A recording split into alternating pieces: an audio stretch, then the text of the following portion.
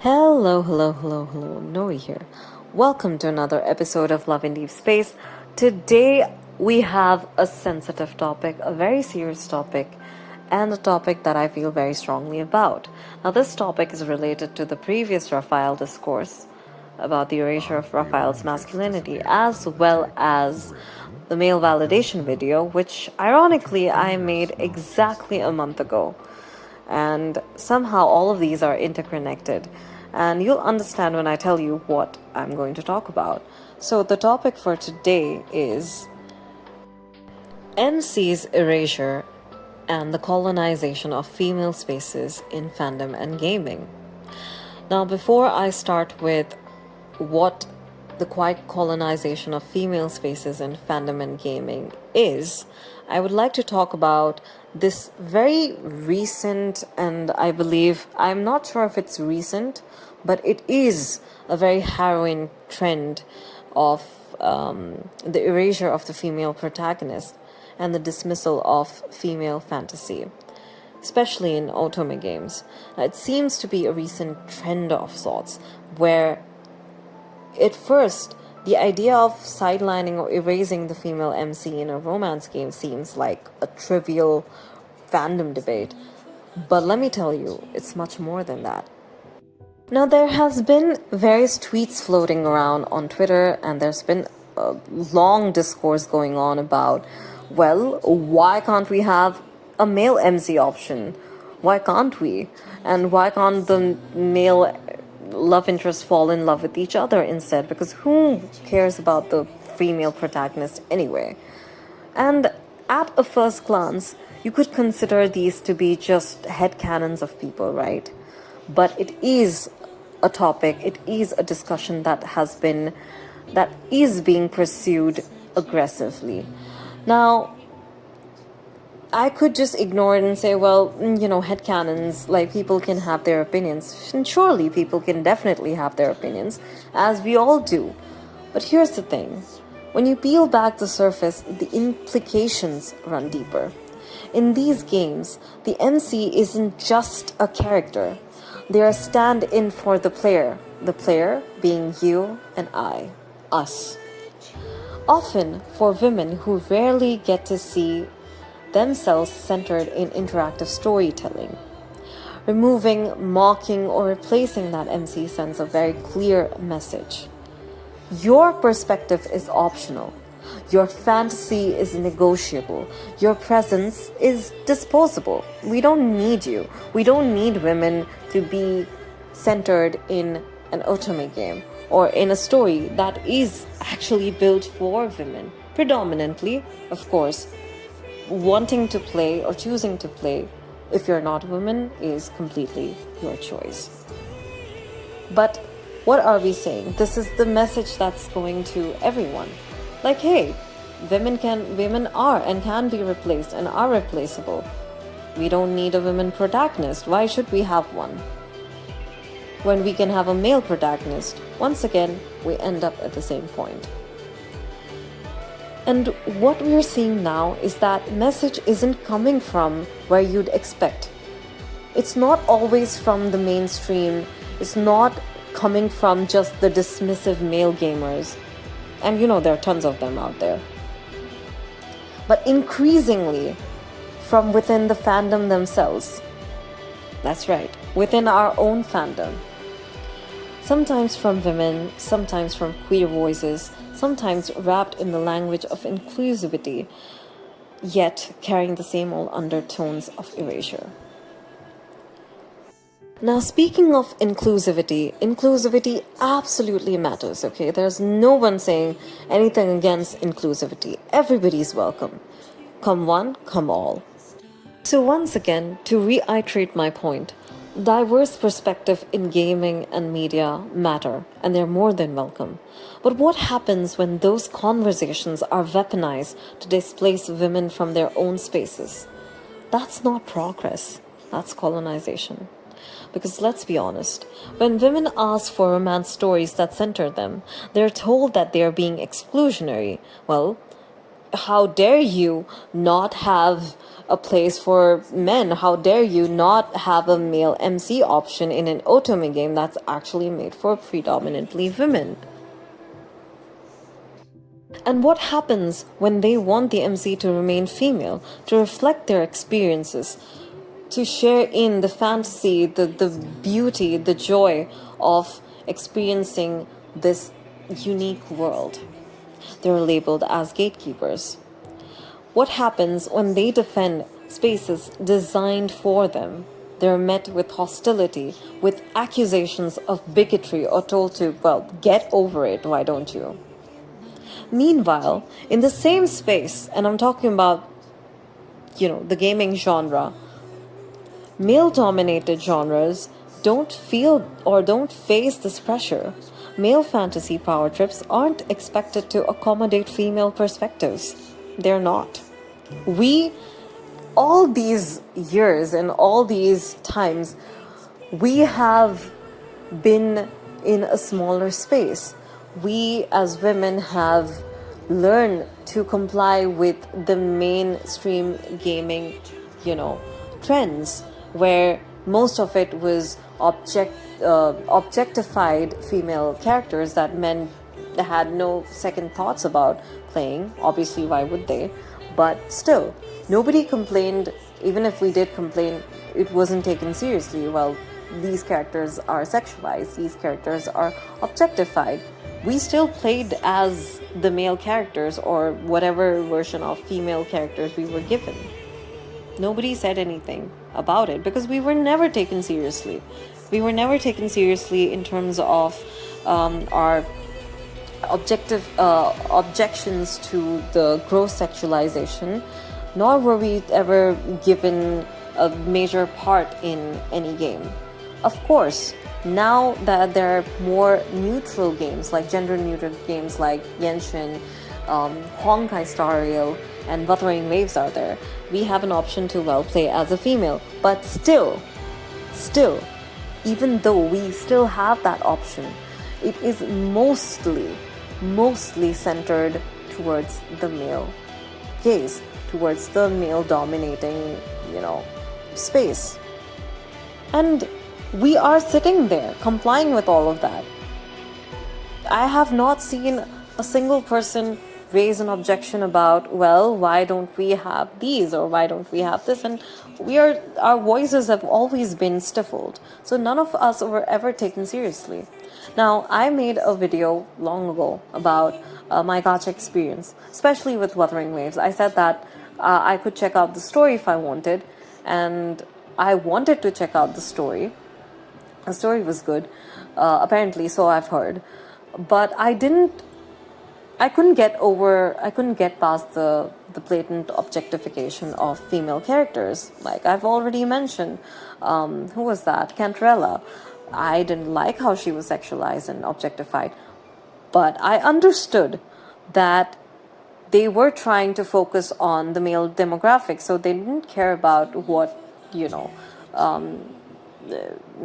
I had to say. So what did I do after that? I said, okay, I know that their target is male demographic. There is no point in me trying to bring this up. So instead of me going like, they're not going to change their character designs, so what am I going to do? I packed my things and I left. I uninstalled the game, and I just started playing the games that I did enjoy, which is lads. And I still enjoy HSR, so that's that. So can I go to a very male-dominated game like Valorant or Call of Duty or God of War, whatever, and say that, you know what, you guys need to change this because I want to play this game and I don't feel like this game is accommodating me? Nothing. Zero, zinch, nothing happens. Because they're not expected. It is a male-dominated game. It is catered to the male players. And there's nothing that I can do or say that's going to change that. So the best thing I can do is stick to Otome games. And all gender-neutral games that I prefer and I enjoy. Like Honkai, Star Rail, and, others. Like Genshin. So that's one point. Then the next point is that queer spaces aren't bombarded with demands for straight narratives. For example, I can't, if you guys are aware of the the movie Untamed, right? It's obviously started out with Donghua, or the Chinese version of the manga. Basically, that's what I wanted to say. Now, the two main characters in that movie or that show, the book, however you want to say, there's Wei Wuxian, and there is, who else there is? Lan Wangji. So both of them are implied to be queer. And they had an amazing movie, they had an amazing story, and the music was all amazing.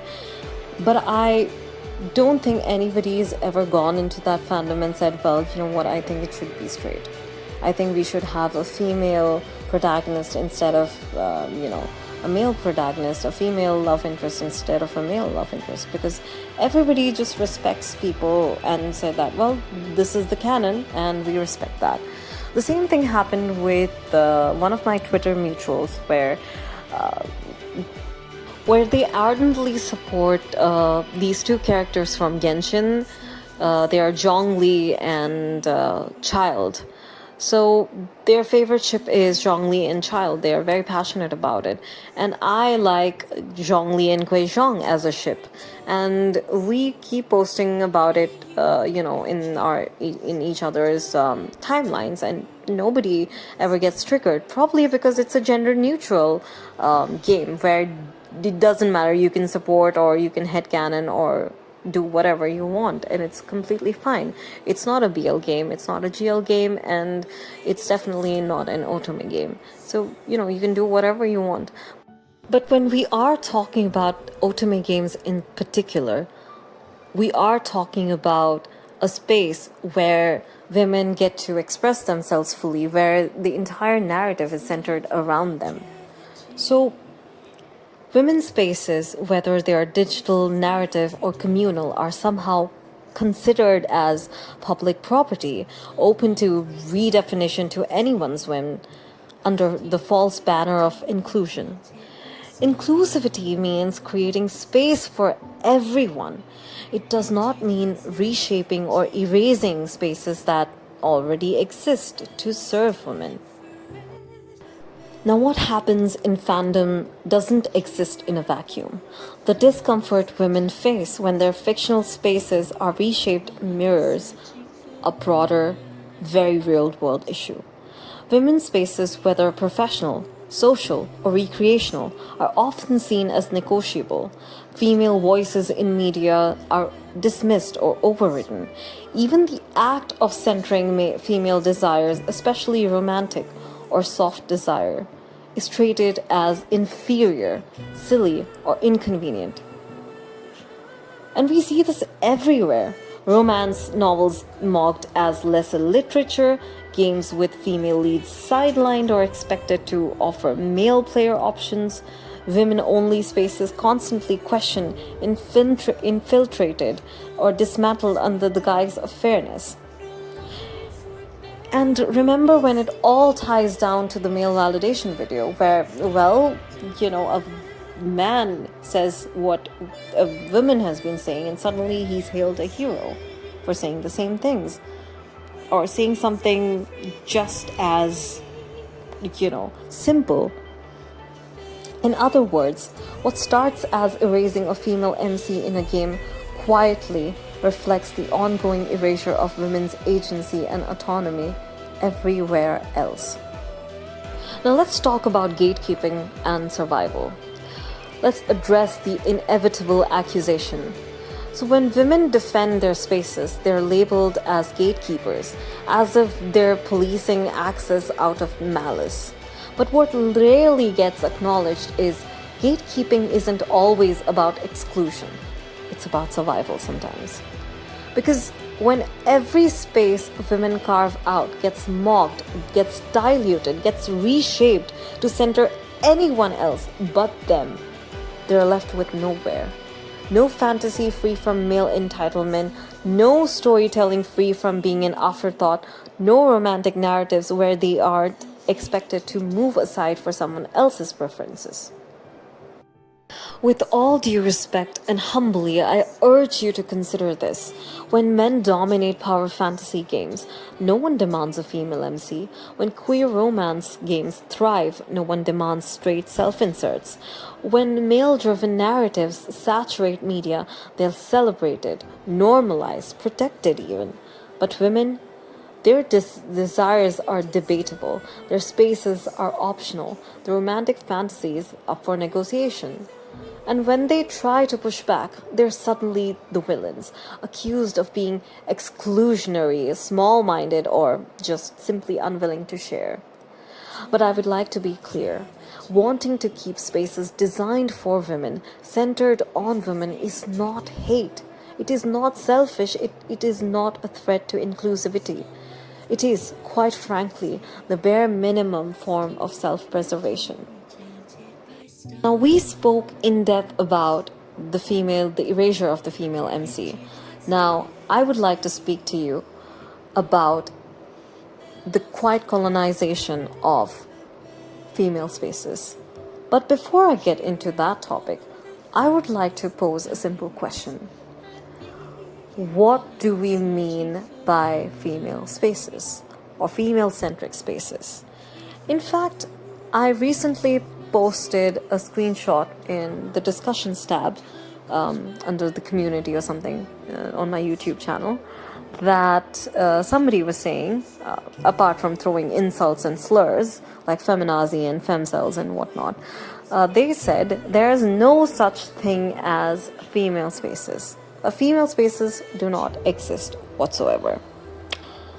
Let's talk about that, shall we? Let's debunk that. First of all, let us ask what are female spaces in the first place. Now, female spaces aren't mythical gated fortresses. They are not built on exclusion for the sake of hate. They are spaces, digital, creative, social, where women's experiences, desires, perspectives, and needs are prioritized. That's it. Those are female spaces.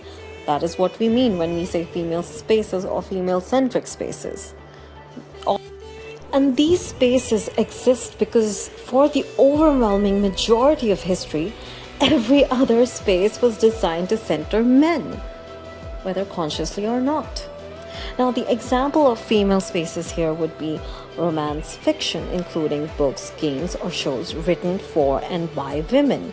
Otome games, yes, otome games like Lads and Tears of Themis that we play, that were made for women and perhaps by women, where female players explore fantasy, desire, and agency. Book clubs, forums, or online groups built around women's stories. Support places like women's mental health circles or survivor groups. And even more physical places like public restrooms or gyms designed for safety and comfort. These weren't always explicitly walled off spaces, but they were structured around female priorities, female narratives, and, well, more often than not, female safety. So now let's talk about why they exist in the first place. Because in most mainstream spaces, women are objectified, not centered. Female desire is commodified, not respected. Female voices are talked over, not heard. Women's fantasies are often dismissed as silly or lesser. And let's be real, women face harassment, mockery, or displacement when they simply exist. So female spaces aren't about exclusion. They are about survival, autonomy, and finally having a space where female perspectives aren't optional, female stories aren't sideline, and female desires aren't punchline of a joke. And another point that I would like to add is that it is made abundantly clear that women are only welcome if they perform desire for someone else's gaze. Female spaces push back against that. They say, your desire matters here. Your fantasy matters here. Your voice, it's centered here. Once again, to reiterate my point, these spaces aren't hostile to others, but they aren't neutral ground either. They are unapologetically designed for women to breathe without competing for space, without fighting for representation, without being told that their desires or stories are embarrassing, irrelevant, or optional. But okay, for the sake of this discussion, let's say that women's spaces don't exist or there are no such thing as women's spaces. Alright, fine. So where do women go? Now my question is, where do women go? If women cannot exist in male-dominated gaming spaces without hostility, if they cannot enjoy romance games without being told that their MC is irrelevant, if they cannot defend female spaces without being labeled gatekeepers, then where do they go? Because that's the question no one wants to answer. And if there is going to be silence, then that's the loudest answer of all. This is the cost of quiet colonization. Yes, colonization. We cannot claim to build inclusive spaces while quietly dismantling the ones women have left. We cannot celebrate diversity while telling women that their desires, stories, and fantasies are optional. We cannot, in good faith, erase female protagonists, mock romantic narratives, and displace women from their own spaces while pretending it's progress. It is not progress, it is colonization. It is telling women that their spaces don't exist because now it's occupied by everyone else, and that they have to exist on terms that are dictated by the others. True inclusivity means expansion, not displacement. It means creating space alongside women, not in place of them. And it means protecting women's spaces as fiercely as we protect everyone else's. Because if we don't, we are not creating a better, more diverse fandom. We are just quietly colonizing the last spaces women have left to themselves. Wow. When I thought that misogyny came from men and probably outside, I didn't think that I would have to see misogyny within the fandom as well.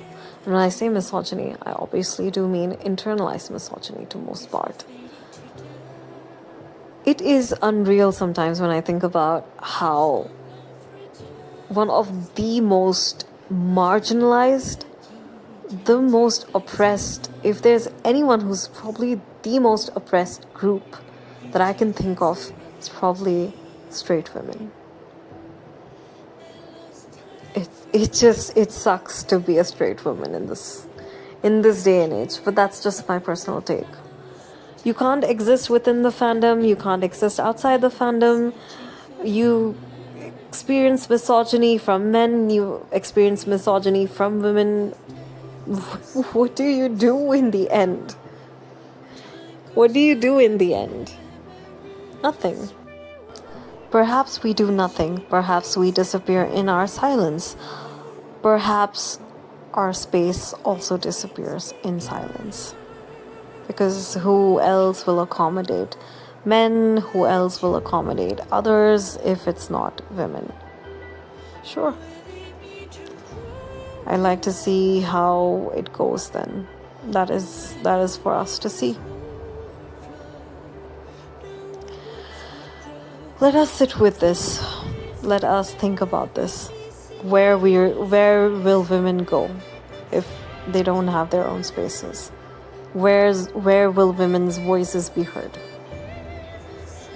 I wonder if silence is what decorates a woman's voice, and nothingness decorates our existence.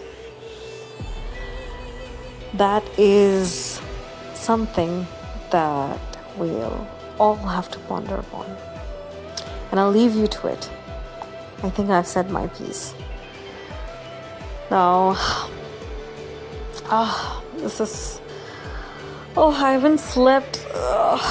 I haven't slept the whole night because I was preparing for this. And this is so tiresome, honestly. It makes me angry, it makes me sad. I'm just like, in the end, I'm just tired, man. Like, just do whatever. I'm waiting for the live stream, please. I'm waiting for some sleep. In the end, this is Nori signing off from Loveanddeepspace. Oh, by the way, my MC and I are signing off with Silas, along with Silas. This is Nori saying goodbye to you guys. Take care. Bye, you guys.